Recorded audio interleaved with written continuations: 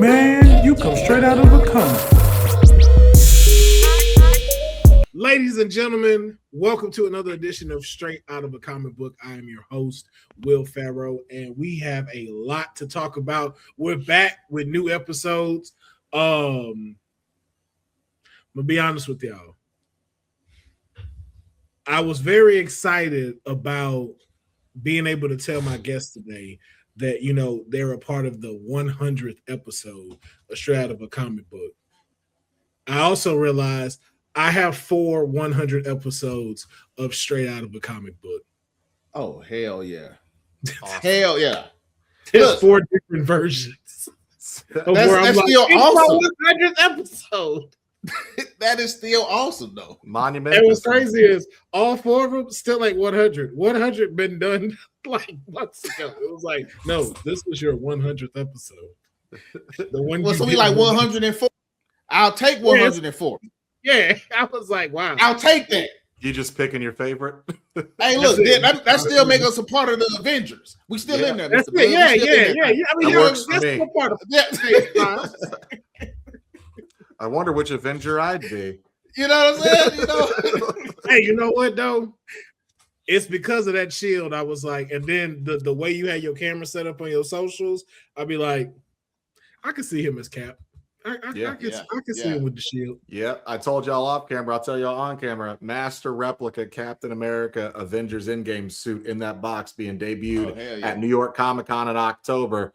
I just commissioned a master replica screen accurate helmet from Jordan's Ironic Armory. Shout out to him on Instagram if you ever want any cosplay helmets done, Daredevil, Thor, any of that stuff, you name it. Takes him 8 to 12 weeks to make it. He makes it all by hand, resins, everything. He makes it from nothing. And it's screen accurate. Nice. So shout out to Jordan's Ironic Armory. But yeah. Awesome. Man, it's going to be awesome. Man, yeah, I can't wait for October, man. I can't wait to see him. I promise you. I can't wait to review. I can't wait to unbox that bitch live on camera because that's what I'm going to do in 8 to 12 weeks when I get it. I'm telling you, if I have a couple extra shillings, I'm going to do the whole suit. I'm going to come up there. I want to go to New York Comic Con. Oh, absolutely, bro. Absolutely. October 8th through 11th. For sure. Heck yeah, man. But my special guests today are Doc and Mr. Bludd, and I think these are 2 incredible guests to talk about what we have going on today's episode.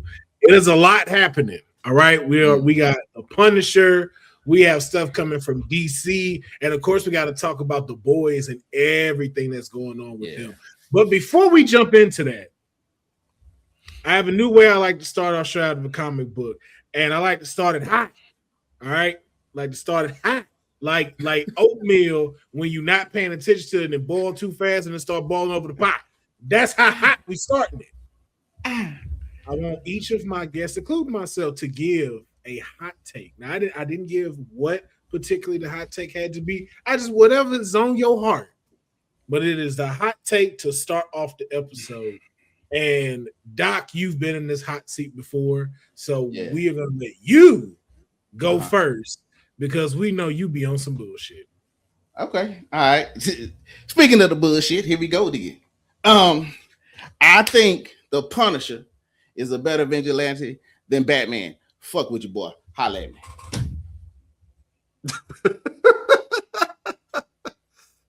Oh shit. Okay. Are we debating that? Hey, talk to you, boy. Will he asked for some hot shit? He asked for the hot take out the gate. I hit you with the hot take out the gate. I don't even. Since we're talking about the Punisher. Okay, well, look, my rebuttal is this: how do you call the Punisher a vigilante? He's an anti-hero, but also he's a murderer. So how are we calling him a vigilante? I mean, this guy. I mean, first off, worst walking case of PTSD you've ever seen. Second off, true that. Second off, it depends on which version of the Punisher, right? Because some version of the Punisher, he's just straight murdering people. There's other versions of the Punisher where he's the spirit of fucking vengeance. He becomes Ghost Rider. Okay. Yes. Then there's versions of like John Bernthal. He's more nuanced. He feels more like a real tangible person who's doing heinous things for what he believes is the greater good. So if we're going like live action, I would definitely agree that I think the Punisher is a better vigilante than any live action Batman we've gotten.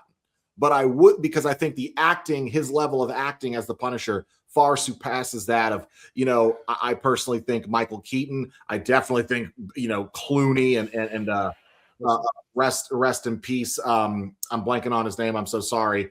Val Kilmer. Val Kilmer. Val Kilmer. I kept wanting to say Jean-Claude for no reason. Christian Bale, in my opinion, is the most talented actor to ever play a Batman. But again, he's definitely seen more as a hero in his films because he's even got the statue at the end of Dark Knight Rises. And then with Batman's like Affleck, he's a murderer. Okay, he kills people left and right. I don't care what anybody says. I think people glaze Batfleck. I love his performance. To me, that's not Batman. He looks like Batman. You call him Batman. His name's Bruce Wayne. He does everything Batman doesn't do, including quipping and telling jokes in serious life or death situations. This is not Adam West's Batman. And then Robert Pattinson, the more gritty, realistic take on Batman. So live action, I would agree. Punisher beats all the live actions as a vigilante. Comic book wise, you're out of your fucking mind. Yeah, Batman clears. So now watch how Will decimate your boy. Come on, Will. I wanted you to defend. No. I wanted you to defend yourself because I would like to know where you coming from. So this is where I'm coming from, and I was going with John Barenthal's Punisher because he doesn't just kill people for killing's sake. He killed people and for revenge, and he killed bad people. Your man Batman won't even kill the Joker. Like, what we doing? You know what I'm saying? He finished shit. Batman still let shit happen and keep throwing his motherfucker back in Arkham. He get out, kill some more motherfucker, throw that motherfucker back in Arkham. Get out, kill some more motherfucker. All his Penguin, same shit. Kill everybody. Batman won't put him out the game. The Punisher, get him out of here. My only rebuttal against that would be Batman doesn't kill people because the entire point of a vigilante is a person who takes the law into their own hands. Murder is against the law. He's not taking the law. No, he's not taking the law into his own hands. Look, he's going straight to being the executioner. With people, that's against the law too. Now he be out there breaking arms and legs and putting people in. He be paralyzed, motherfucker. Yeah, how he hit a motherfucker with a whole motherfucking box. But you're still breathing out of there. You're still breathing. Well, real quick, the difference is he's still breathing, but also the difference is this. Being a vigilante is taking the law into your own hands. Punisher goes past the law, breaks the law with probably the most contemptuous breaking of the law, which is murder. Batman will put you in, you'll eat through a tube for 15 years, but you'll still be alive. He still takes you down outside the law, but within the realms of allowing you to still be tried by the courts. That's why I think Batman in the comics is a better vigilante. Assault is still against the law. Yeah, but at least he lets you get your day in court. I feel like that man gotta have like the highest number of accessory to murder than anybody in comics. Like Batman or Punisher? Yeah, Batman. Bro, you be like, yo, I'd have locked the Joker up. Oh, he's escaped. You knew he was gonna escape. Everybody know he gonna escape. Like 6 more people. Like, why do y'all keep letting this happen? Here's my thing. You can just cut Joker's hands off and his feet. You don't got to kill him. Just amputate his shit. Damn. That's worse than doing what I said. No, it's not. Because you still don't break the no-kill rule. The Punisher send your ass to Valhalla. Get him out of here, dog. Yeah, but how are you going to kill people if you ain't got no hands and feet? You know what I'm saying? He can still gnaw at people, man. Yeah, but he might have the actual ability to be rehabilitated. The Joker is sadistic. He will find a way, bro. He will find it. He always finds a way. When you think he's out of there, still find a way. You know what I'm saying? Man, I'm just saying. If the Batman would have killed him, just if he would have just took him out, I think the Joker got the most kills in any comic book ever, if I'm not mistaken. He done killed everybody. No, I can't say that. Can't say that. Well, we ain't gonna count no gods now. We ain't finna count Thanos and Darkseid. We not finna count them. Them gods. I was gonna say, if we're counting anybody, it's gonna be Thanos. He snapped trillions. No, I'm saying we ain't talking about gods. We talking about regular people. You feel you me? didn't say that. You just said I didn't specify. That's on me. That's on me. But regular people, he got to have the most kills, man. He just kill you just you smile out in front of you. You know what I'm saying? I don't know, because Bullseye be killing for no reason. Bullseye threw a toothpick at a girl on the bicycle. He's a little indiscriminate. He's a little indiscriminate. He did. You know what? did say he just do it because I don't think he's killed kids. I don't think I've ever seen him kill kids. But no, I've never seen him kill a child. But you spill your coffee on him, you might get a quarter through the eye. And then all those people, the innocents that he killed in the first episode of Daredevil Born Again, when they was running through that joint, he was just throwing knives left and right there. I know he killed several people that wasn't on his list. You know what I'm saying? So yeah. That's a watered down version of that character. Yeah, and that's the crazy thing about that Bullseye is, here's the thing. His aim is perfect. Mm-hmm. So all those people he is killing 100% on purpose. Yeah. Because if he wanted to only target Matt, he could ricochet shit off of anything. I said Matt back would have looked like Wolverine. Him Wolverine had all the arrows in his. Hold on.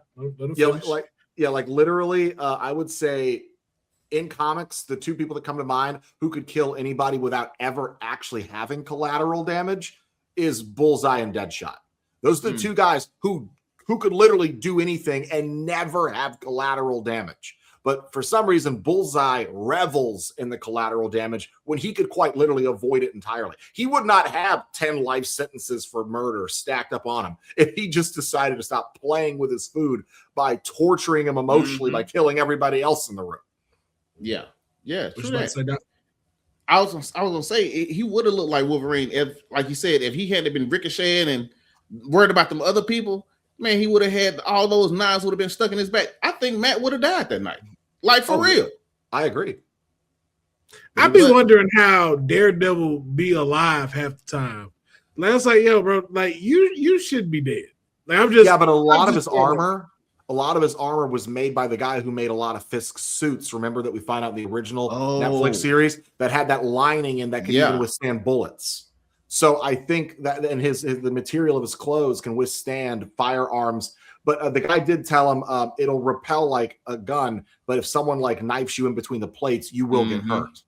But even just like the wear and tear of like all these years, though, like did the chemical spill like change that too? Because like you think about like you remember what like Nobu did to Daredevil, and it's like. After several years, like your body ain't like worn and torn from all of that. It's a lot of scar tissue, man. I mean, the amount of blood Matt has lost, because shows will like over exaggerate the amount of The Boys is a perfect example of that exaggerates the amount of blood a human body actually holds. Like they make it like it's a bucket. Like there is less than a gallon bucket's worth of blood in the human body at a given time. So like it's fucking crazy to me that the amount of blood that Matt has lost over like 5 seasons, the guy should have been dead 10 times over by now. I mean, a fucking building dropped on him. An underground fucking layer dropped on his fucking head at the end of season 2 of the original series. Or Defenders, I'm thinking. Defenders. And he still woke up in season 3 like, totally fine. Nothing happened. So do you said you think the chemical spill like actually changed his physiology other than just him seeing sound waves, like it made him stronger? Because like you said, he's had a couple of falls, dog, where he's like both legs should have been amputated. Man, a building fell on this dude. I'm just saying, building fell on him. He's also got survived. He's got it. I definitely think if you like look up his Wikipedia of his powers, he's like peak human physiology, heightened like agilities, enhanced range of this. So he's not a norm. Even if you like, because if we're talking about in Marvel, peak human heroes, you're talking like Hawkeye, Black Widow. You're talking Maria Hill. Those are peak humans. He's beyond what they can do.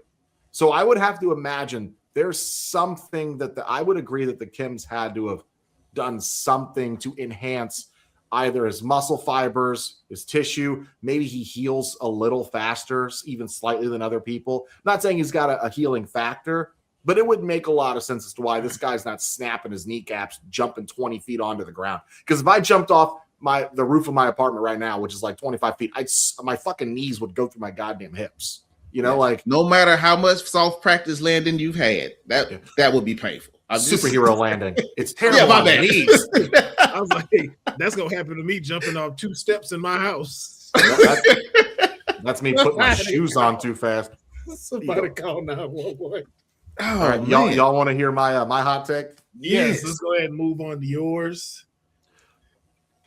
The She-Hulk TV show, and played by Tatiana Maslany, is the most accurate comic to live action Marvel hero / character portrayal we have ever gotten. In the words of Jay Peerless, that's not a ridiculous thing to say. That's not Tell that ridiculous to at all. everybody in the internet who says who acts like she's the worst actor in the MCU. She's this, she's that. The show is all the haters of the show, which is the majority of the fan base, hate the show. I made a video or a comment on this a couple days ago when because I've been seeing all over Facebook people just shitting all over it, trashing her, saying that, oh, she's apparently not returning, and people are like, thank God, great, she was terrible, or oh, there's rumors she might be in Doomsday. People are going, oh, Doomsday is already going to fail because Tatiana Maslany is like. Let me put it this way: the only people who hate She-Hulk, love the MCU, never picked up a She-Hulk comic because her portrayal in the comics, Jen Walters, whatever her fucking actual name is, I believe it's Jen Walters, is literally a promiscuous, funny, quirky, fourth wall breaking lawyer who just does funny, random shit every comic. She rarely has a linear story. A lot of stuff is standalone, funny adventures. She sleeps around as much as Matt Murdock does. She's got more game than Matt Murdock does. And people are like, oh my God, this show's so corny. Oh, this, oh, that. Oh, she's stealing Deadpool stuff. She-Hulk literally broke the fourth wall in the comics as an original part of the inception of her character 9 years before they changed and wrote Deadpool's character to do the same thing. So if anything, Deadpool copied her. But Deadpool's more famous as a character and more known for fourth wall breaks. So She-Hulk doesn't get that actual due respect. The show was a comedy, so you're supposed to turn your brain off and have fun. It tied into a lot of stuff, paid homage to a lot of different comic accurate suits, like the red and yellow of Matt and Jen's relationship in the actual comics. And people shit on the CGI. I thought the CGI looked fucking great, especially for a TV show budget. I think She-Hulk's one of the best pieces of MCU that's ever been made. Okay. Doc, Now, your thoughts? I was one of them ones that you mentioned when you had your finger up going down your little list about people ain't picking up no books. I'm one of them ones because I was like, I don't like this shit. We had a whole debate about it on our show on All Star Fandom, bro. And Dion walked me down talking about, man, you ever read the comic book? You ain't never read the comic book. This is accurate. I was like, man, it's some bullshit. Now, I must say this. I never once said it wasn't good acting. The acting was good. I'm not saying that. I just didn't like the show because I'm the dude, like, I want to see She-Hulk fucking Hulk out and destroy some shit. I'm tired of her playing these lawyer games. Take off the suit. Let's go whoop some ass. I'm sorry. I apologize. That's how I was feeling until I found out through Dion, through my partner. He was like, bro, you go check out a comic book. The show is exactly accurate as you just said. She breaks the fourth wall all the time. She has fun all the time. She's just as quirky as she is on the show. So this woman, her acting, she played her to the T. It was phenomenal. So I agree with you on that because I hadn't, at the time when it first came out and we watched it, I hadn't read the comic books. You know what I'm saying? And I didn't understand her character. I didn't know that's what she was supposed to be. So I even had to apologize to my dude on that one. But yeah, I can't disagree with you on that. You feel me? This might be a first where we ain't like really debating on it. Because I can't really disagree with you on that. That's the thing. I think that there are educated fans that know comics. There are three types of Marvel fans: educated and know the source material, but hate the movies. Mm-hmm. Educated, know the source material, love the variations that the movies and the TV shows produce, and they're fine with them taking creative liberties. Then they're the third option, never picked up a comic, but think the MCU is the greatest thing they've ever seen. And then there's the fourth, never picked up a comic, but somehow bullshit in comment sections and act as if those character choices, those character actions, those story progressions, that character development doesn't make sense for the character, but don't know anything about the character source material, don't know anything about how writing should be done or what these kids now call media literacy, and don't understand the actual arc that a character should go on because they don't understand 3-act storytelling.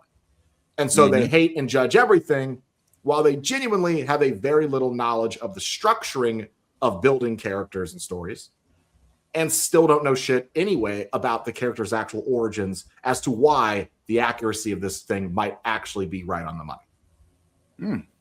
Yeah, I like the way you put that, Mr. Look, I ain't gonna like. I love the way you put that, man. Because, bro, when it first came out, man, I was like, man, we got to sit through another episode of this. And we used to watch it every week. You know what I'm saying? It had me laughing. No. See, I mean, and now, but here's the thing, though. No, it's people like you, Doc, of why we don't get season 2s. No, don't do me that. Don't do me that. No. I went back and watched. I'm one of the ones that will go and watch it. I watched it again. No, you ain't gonna do me like that, because now you've been converted by Dion. But before, you come on, bro, out here with the picket signs, like, oh, this is whack, this is dumb, and no one can really explain what it is outside the fact of, yo, you just don't like women leads. Just say that. It's not that. It is not. I didn't say you. I didn't say you. I'm talking about you, Doc. Okay, talking about you. But he's not wrong though. Like Will's not wrong. There were a lot. You can read the comments and you can get the chud energy off of some of these guys. Oh yeah, I know. Who live in their fucking mom's that, basements. Yeah. And the truth is, they either don't respect women, have never had an actual honest, earnest conversation with a woman in real life. Yes. And have no idea that they don't realize about themselves that they're intimidated or afraid of a strong looking, strong appearing, or a pushed strong female character. Look at all the hate that Daisy Ridley got for being Rey in the sequel trilogy. Oh, she's a Mary Sue because she's good at everything. The woman still had to train during 3 movies, learn a bunch of stuff she didn't know. The one thing she didn't know was flying ships. But because she knew how to bypass certain things in the Millennium Falcon, all of a sudden she's a Mary Sue. Oh, she picked up a lightsaber, but she was bad at it, and she was just using raw energy.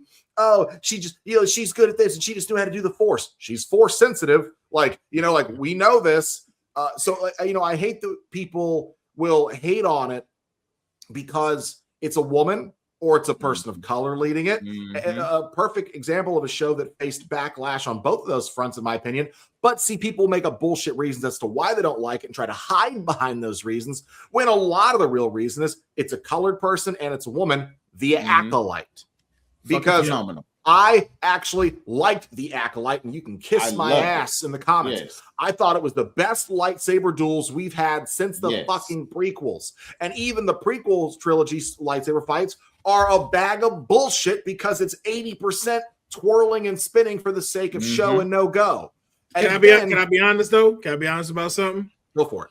That's probably one of the most interesting stories I didn't seen in Star Wars for a hot little minute. Thank you. I love the Mandalorian. It's like sometimes that it veer off a little bit where I'm like, all right, what we doing?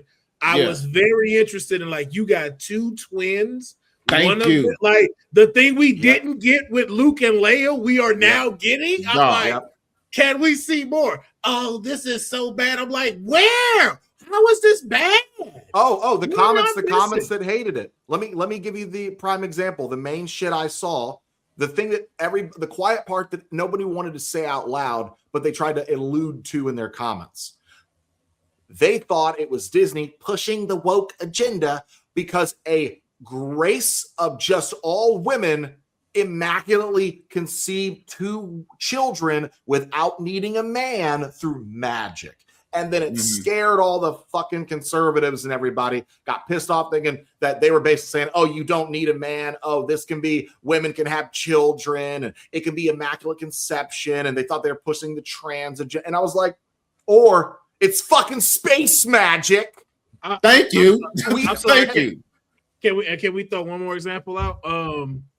Isn't that what Wanda said to Strange about her kids? Yes. That's No one exactly. bitched. No one bitched when Wanda make them. No one That's exactly cried. what Yeah, no she one said. cried when Wanda made 2 twins through fucking magic. And by the Yeah. way, literally, like people loved Wanda for it. It was one of the coolest things about her character development. The only thing people hate about her fucking kids is that goddamn ice cream song from Multiverse of Madness. Yeah. Other than that, what Wanda can do it? Oh, but you know the difference between Wanda making her own 2 twin children and the women from the Acolyte doing it? Wanda's kids were white. Yeah. Mm-hmm. Yeah.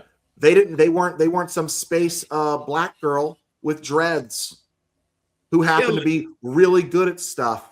And really good. Really high strong and a strong female character who stood on her laurels and wouldn't fucking hella take bullshit.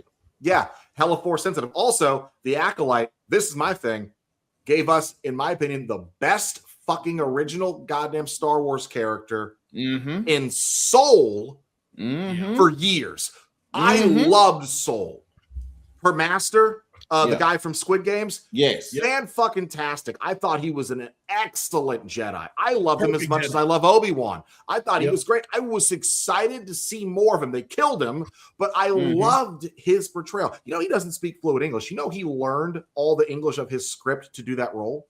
Yep. That's awesome. So, but like, you know, like the thing is, we can't have nice things anymore. Fans call themselves fans and ruin everything. We could have had a season 2 of She-Hulk, but everybody wanted to act like it was the worst thing in the world. And then 9 months later, they go, well, maybe I treated you too harshly. You know, maybe it wasn't as bad as I thought. Maybe it could have, you know, maybe I just, you know, misunderstood now that I understand the character's this. And you want to know why? You want to know why they're doing that? Because when you ask them this question, so no to She-Hulk, but yes to Deadpool, huh?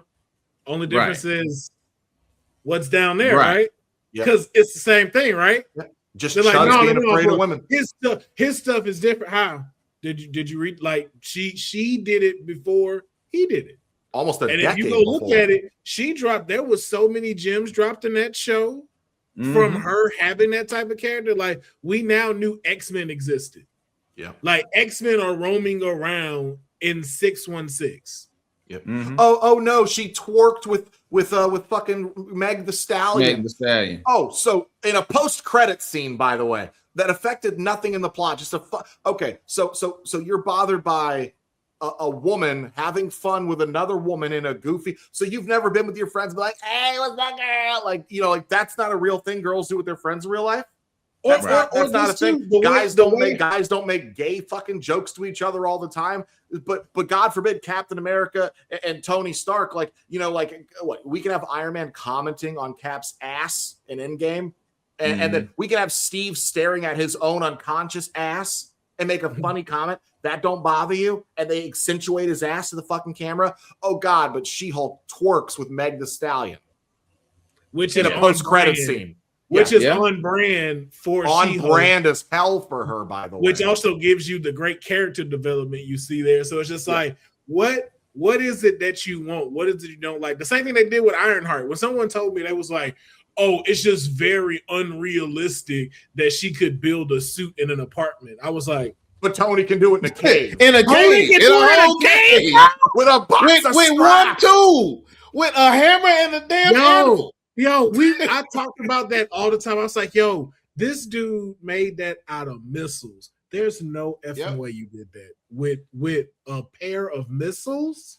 Yeah, I was like, I find that very hard to believe. Bro made a miniature arc reactor in a cave with no fucking like you're telling me he had enough electricity to power that arc reactor on? Come on, dude's heart, the electromagnet on his heart was running off a fucking old car battery.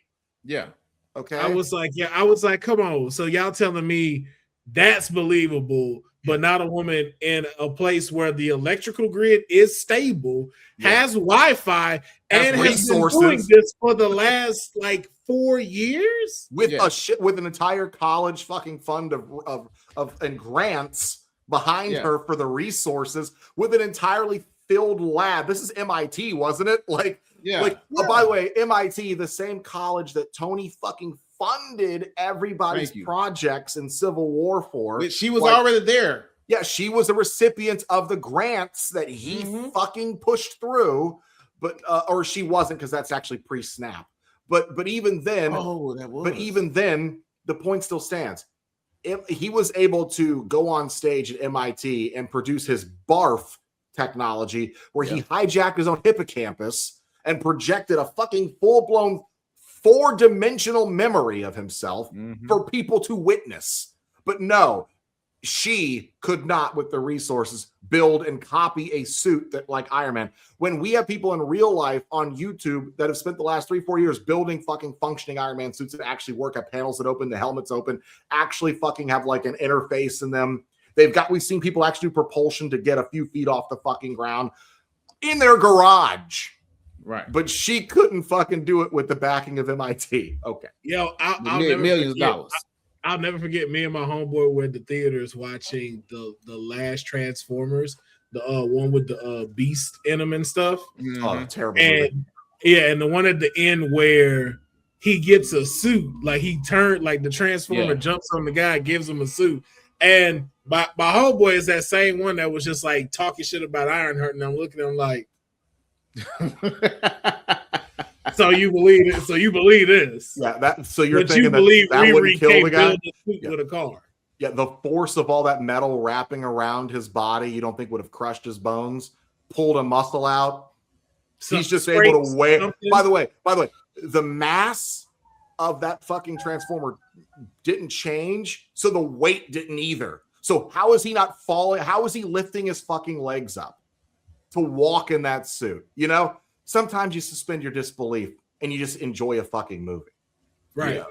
But don't have a problem with one thing. If you're willing to suspend your disbelief for this over here, don't bitch about saying you can't suspend your disbelief for this thing over here.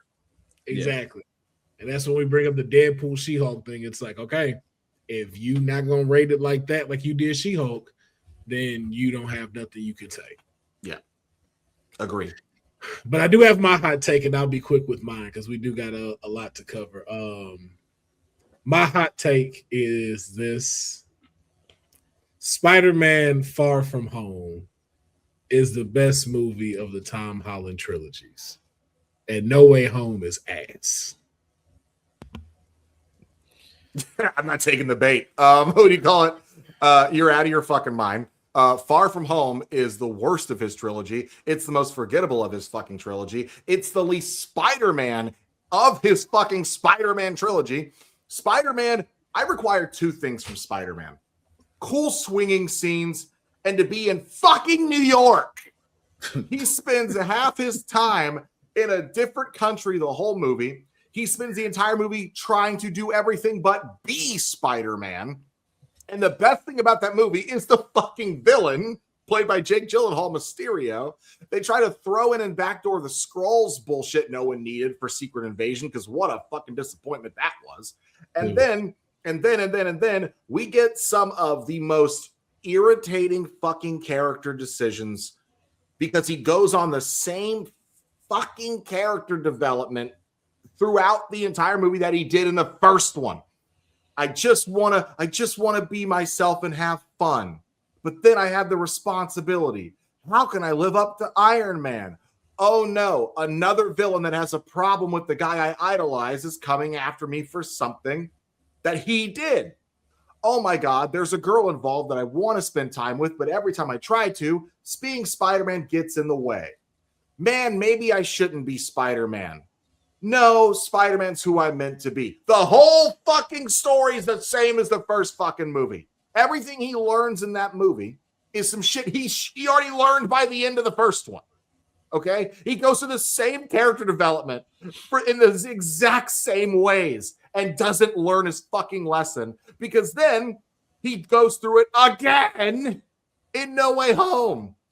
Only this time, he's not trying to chase MJ. He's just trying to keep make sure that his, I don't know, actually I'm wrong. It's the same, because his decisions of being Spider-Man cost them their ability to get into fucking college. So again, him being Spider-Man interrupting his love life, him not learning responsibility like talking to the fucking admissions team before asking Strange to brainwash the fucking multiverse causes an incursion where all these fucking multiversal characters come through.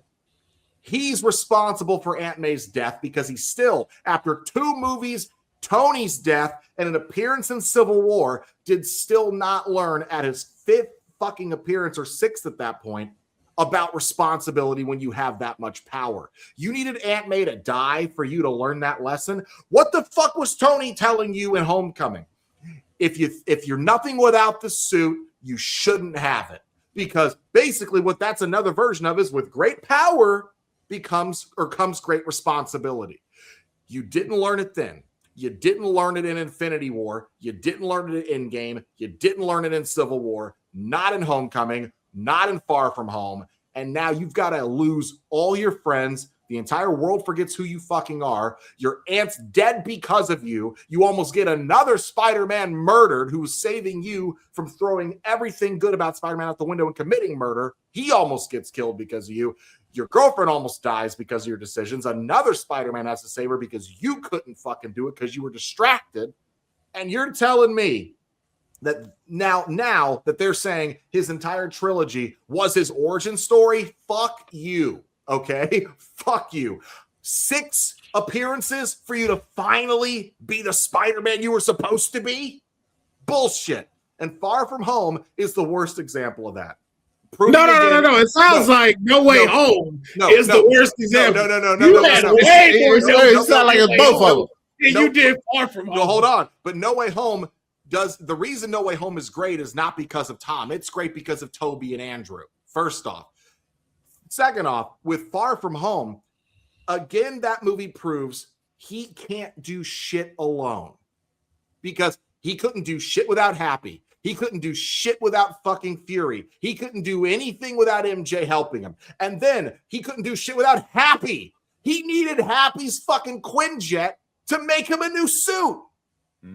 Even in death, Tony's tech is still saving his ass. But to be fair, he is not in our generation. He is them new kids, and all of them need assistance. That's not an excuse. But I was going to say this. There's a time skip. I'm not making it an excuse. Like, if you go look at like all of Spider-Man's now that's catered to them, all of the Spider-Men have a team helping him. Like, even the new animated series that's on Disney Plus, he has a team helping him. Like, it's not like how it used to be where it is just Peter Parker by himself working for the Daily Bugle and figuring this stuff out. Like, all the new Spider-Men have help in some kind of but a lot of that came from when Marvel acquired Disney and they started making all the Spider-Man shows where he was crossing over with Avengers Mightiest Heroes. And then they were thinking like Ultimate Spider-Man always working with like the Fantastic Four. And then it became a thing where if you have a bigger cast of characters, it's not just Spider-Man that we can bring viewers in for to the show. They show up because this person's in it. They show up because that person's in it. And they just want to see Spider-Man interact with these characters. The problem is Tom is a great Spider-Man and Peter Parker now. He has not been Spider-Man. I made a video on this a couple months ago where I said, I finally feel with the brand new Day trailer, it is the first time he has felt like actual Spider-Man. Because this entire time he's felt like Iron Kid Jr. or Iron Man Jr., but also he's caused every fucking problem that's happened since he goddamn came into the MCU. At least Toby and Andrew were able to do shit on their own for the most part. They did everything alone. They figured it out alone. I mean, you say what you want about everybody talks about who's the strongest Spider-Man. It's Toby. Everybody talks about who's the smartest Spider-Man. You could make an argument that it's Andrew. Okay. So it's like if those two are already better than two of the biggest important traits of who Peter is, then what does that give us when we have two great examples of the best traits of a Peter Parker and a Spider-Man? You have that history to go off of, and then you get Tom, and he's stupid in every fucking way that doesn't make sense. Because for such an intelligent fucking kid, intelligent academically, he is stupid with life. And now, that's the biggest aggravating thing with him. Bludd, here's the thing. Now, I got to partake in just a little bit of this here. Mr. Bludd, now I'm a teacher. I'm a retired teacher. Look, I'm gonna tell you something. You poor soul. Damn it, Tobey Maguire was the most accurate to any child I have ever taught. He don't learn his lesson until he learns his lesson. It takes time for children to develop up here for them to learn that lesson. So with you, I know you was a bit hard on the boy. He had just got bit by a spider that God knows what was in that spider. You know what I'm saying? He's going through all this stuff. He go to sleep one way, wake up another. Then he come get tapped on the shoulder by your boy Stark, come, hey, bro, come holler at your boy. We gonna go fight Captain America. You know what I'm saying? All of this is going on. I expect him to fuck up some. You know, a little bit. And you know what I'm saying? In the words of Samuel L. Jackson, bitch, please, you've been to space. No, to be fair, Like, though, you know? if we being honest, though, none of them are great at their job. If we just being honest, most heroes in Marvel are not great at their job. Like, and they have to learn. Like, why is Strange automatically like, yep, let's alter reality for you so you get into college? You ain't got no follow-up questions. Nothing. Yeah. Nothing. You want me to brainwash the multiverse just because we went to space together? I'll brainwash the multiverse because you asked me. I won't. Like, yeah, I'm like, what are we? Strange was so out of character, and I will agree with you. But here's my thing. Let's quickly look at the timeline. Because up until the snap at the end of Infinity War, the MCU was in present day. It was every year was the year that took place. Okay. So Civil War's in 2016. The snap happens in 2018. Okay. So he's Spider-Man for 3 years, disappears till 2023, 5 years later. Now at the 6 or 8 months after the events of Endgame, so let's call it year 4, technically, where he's alive. He's still in school, going on summer vacation, going into senior year. Now, that movie takes place at the end of the end of 2024. Okay.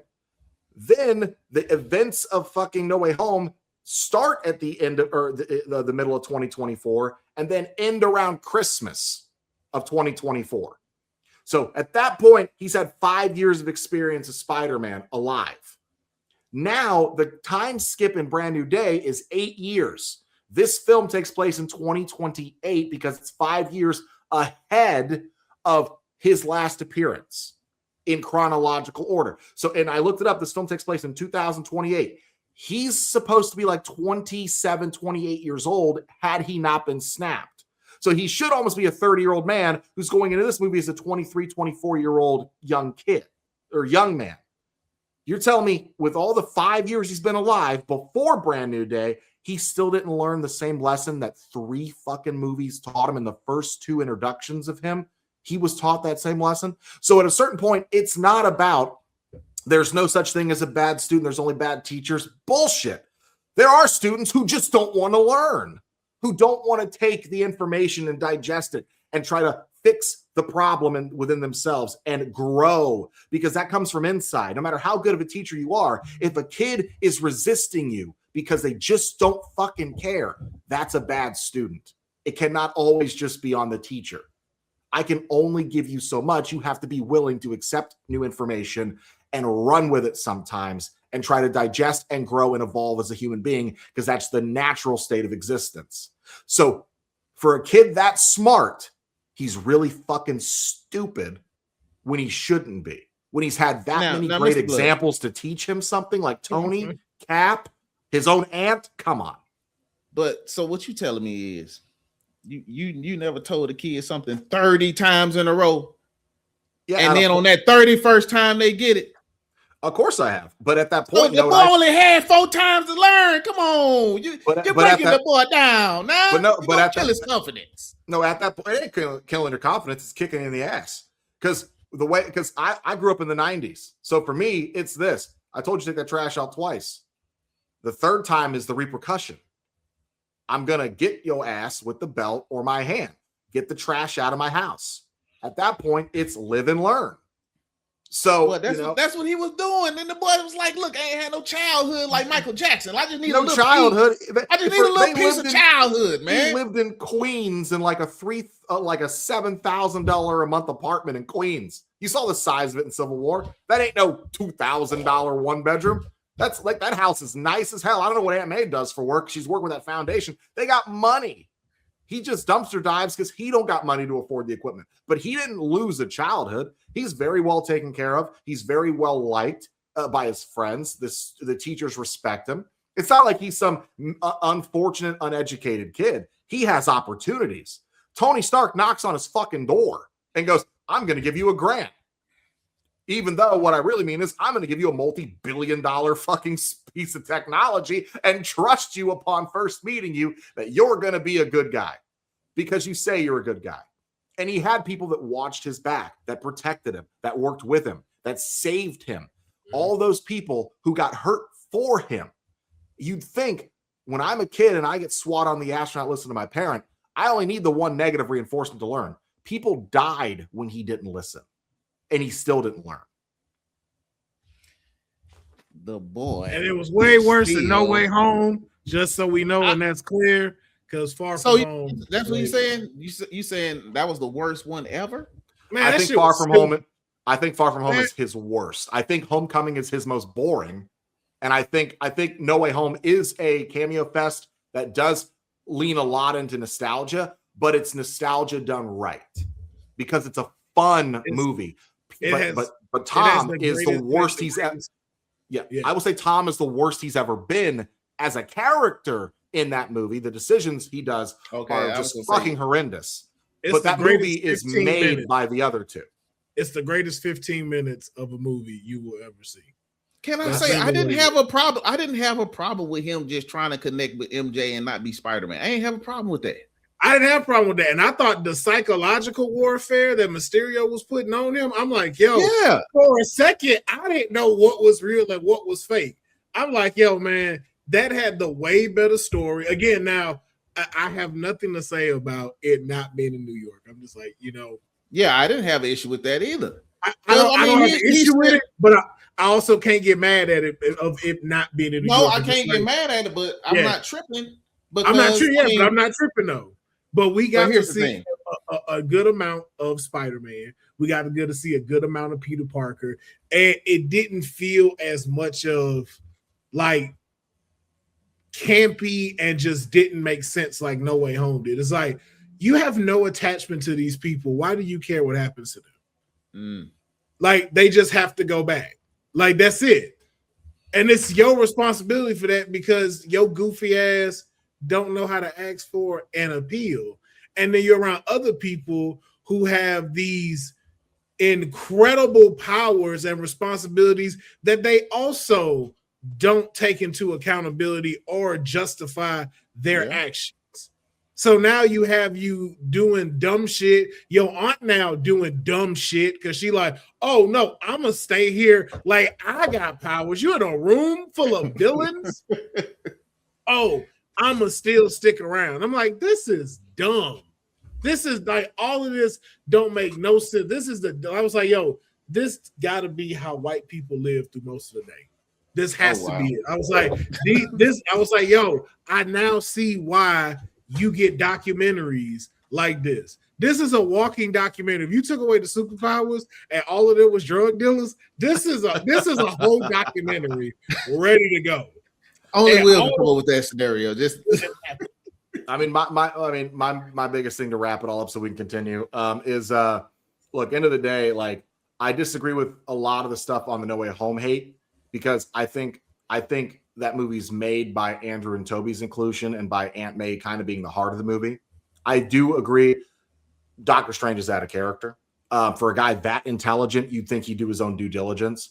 I think Ned just randomly having magic in the family, that's way too convenient for me to be like, yeah, okay, fine, whatever. No, I'm just like, that's fucking stupid. Because Ned's my least favorite character in Tom's movies. I think he's so fucking annoying. But I will say, Peter not wanting to send them back to me is actually where I disagree with you because I think that's the most Spider-Man thing ever. I know it's my fault. That's why sending them back safely is my responsibility. Because you're also asking a kid, an 18-year-old kid, to swallow his pride and willingly let these guys go back and die. He has to live with that. They're going to be dead. They don't. So in his defense, him trying to help beyond reason, to me, is the most Peter Parker thing ever. It is. And you know why it's also stupid? Because as you being a smart Peter Parker, you don't realize the millions upon trillions of people you putting in danger, altering their timelines. You're now causing incursions by what you're doing. But he doesn't know that. He does know that. No, he doesn't know about the incursions till the end of the movie. And Far From Home, that's when we find out he does know that because he's been studying the multiverse. And he just got a confirmation that it was real. So he knows about these things. When did he get the confirmation? When he's talking when Mysterio was technically he was lying about it. But that's why he probably didn't believe him because he thought he was lying about everything. Nick Fury's the one that told him. Nick Fury knew. Like Nick Fury knows there's a multiverse. So he's the one that says it to him. But Mysterio's lying about saying he comes from another world. But again, it's Fury is the one that tells him, yes, it's from a different universe. But did we have confirmation that Peter actually bought it himself? Yeah, I believe Peter bought it. Okay, because the way the movie plays is like he's not understanding that he thinks he's sending them back to where they'll be safe. He's not realizing that just because they're going to die means that everybody in the city is going to die. He thinks by sending them back without their powers saves the people in their reality from getting hurt and saves them from dying subsequently as well. I get why it's his reasoning is good intentioned, but stupid without also thinking it through, because the biggest problem with that movie is that none of the characters seem to think things past the first 2 minutes of thought. And that's where the problems really lie. But I will say his reasoning makes sense at a base level because it's his heart, it's his conscience. But also he thinks, well, if I send him back with no powers, they can't hurt anyone else. Not realizing if he sends Octavius back, Octavius is getting sucked into a fucking artificial sun. Okay. Yeah. That's why I'm like, all right. I was like, what are we doing? What are we doing? That's why I just like, for me, it's one of those movies where you honestly have to go, it's a shame and it's a bullshit excuse, but if you don't think about it too much, you don't see the cracks. And I can see why that takes the movie down for some people. Oh yeah. It's no, I can't compare it to that. I was going to say it's like Thor: Love and Thunder, but it's not. That movie is ass. Don't you dare put did you like that movie? Dare put No Way Home on that level. I'm not particularly fond of No Way Home, and I was like, but no, I can't say it's over there. It's not screaming goats and Chris Hemsworth ass. It's not in that. It's not in the room. With Loki prison tattoos on his back. Yeah, it's definitely not. But I like Far From Home better, just story wise, just because of everything it had to do with the MCU.